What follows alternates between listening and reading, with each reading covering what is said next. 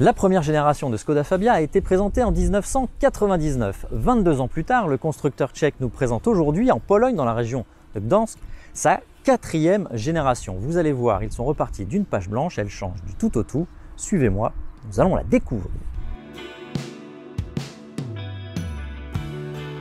Cette dernière Fabia est tout simplement aujourd'hui la plus grande citadine polyvalente du marché. Elle a énormément grandi, plus 11 cm en longueur, désormais 4,11 m, plus 5 cm en largeur, 1,79 m. Par contre, elle est un tout petit peu plus basse. Son empattement lui a grandi de 9 cm au bénéfice de l'habitabilité et du volume de coffre, mais ça on le verra tout à l'heure.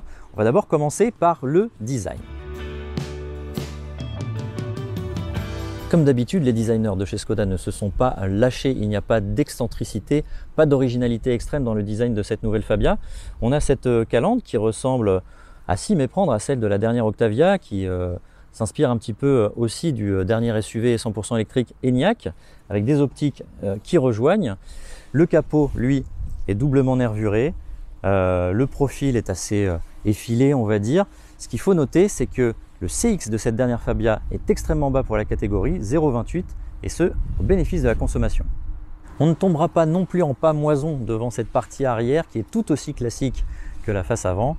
On notera simplement que les nouveaux feux, dont le design s'inspire de ceux de la Scala ou de l'Enyaq, adoptent une nouvelle signature lumineuse plus pointue, plus acérée que le traditionnel C que l'on retrouve sur les anciens modèles Skoda.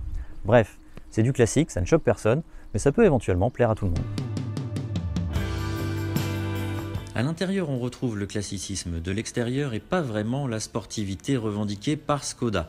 Cela dit, le dessin est agréable, inspiré des grandes sœurs Octavia et Scala. Le bandeau qui traverse la planche de bord de part en part et traverse les aérateurs latéraux dynamise tout de même quelque peu l'ambiance.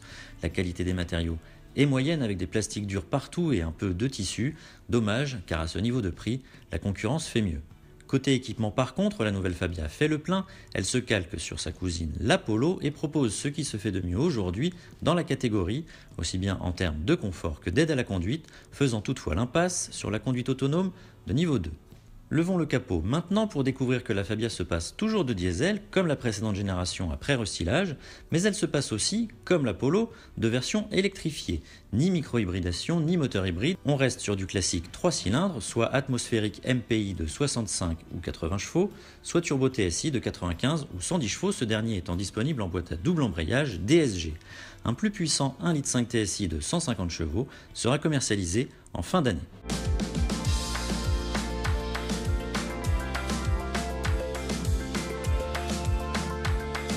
Alors dans cette liste de moteurs, on a choisi aujourd'hui pour notre essai le 1 litre TSI en 110 chevaux, couplé à une boîte mécanique à 6 rapports.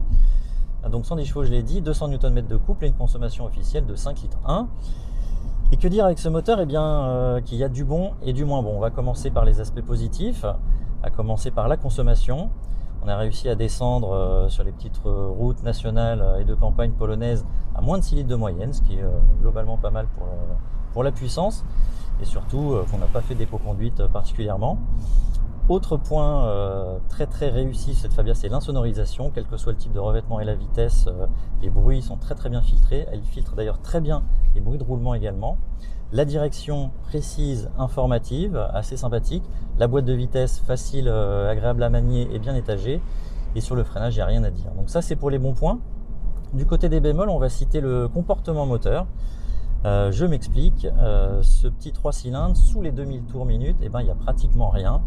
Par contre, la puissance arrive de façon assez brutale au-delà de 2000 tours minute et c'est un peu parfois difficile à gérer, surtout en conduite urbaine, en première et en seconde. Et ensuite, deuxième bémol, c'est le comportement des suspensions.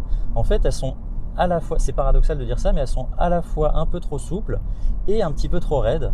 Et dès qu'on hausse un petit peu le rythme sur les petites routes, on est un petit peu ballotté, un peu secoué, aussi bien le conducteur que les passagers. Donc ça, c'est dommage.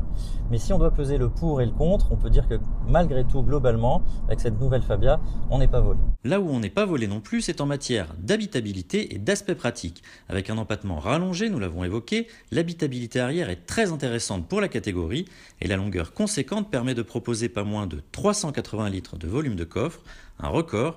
La Polo est à 351 litres, la Clio à 340 litres.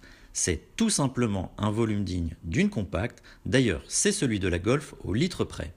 Banquette rabattue, on grimpe à 1190 litres, là encore exceptionnel. Et comme à l'habitude chez Skoda, la Fabia regorge d'astuces et d'aspects pratiques comme le porte-ticket, le porte-stylo, le porte-téléphone au dos des sièges, la poubelle amovible, le bouchon de lave-glace qui fait office d'entonnoir, mais aussi un nouveau porte-gobelet amovible facile à nettoyer hors de la voiture, un espace de rangement dépliable dans le coffre pour caler des objets, ou une très innovante protection de seuil de coffre intégrée, c'est Simply Clever comme ils disent.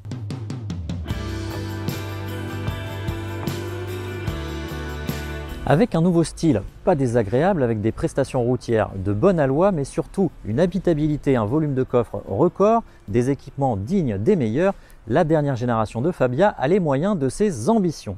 Mais il y a un chapitre où la nouvelle Fabia se révèle peut-être un petit peu trop ambitieuse, c'est celui des tarifs. La gamme commence à 16 730 €, elle culmine à 24 370 €. C'est à chaque fois entre 800 et 900 € de moins que sa cousine.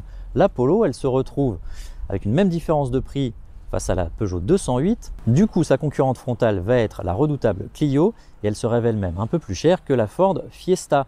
Alors cette ambition est peut-être un petit peu démesurée au niveau des tarifs, cela pourrait lui être préjudiciable pour sa carrière. Cela dit, les qualités intrinsèques de cette Fabia sont excellentes.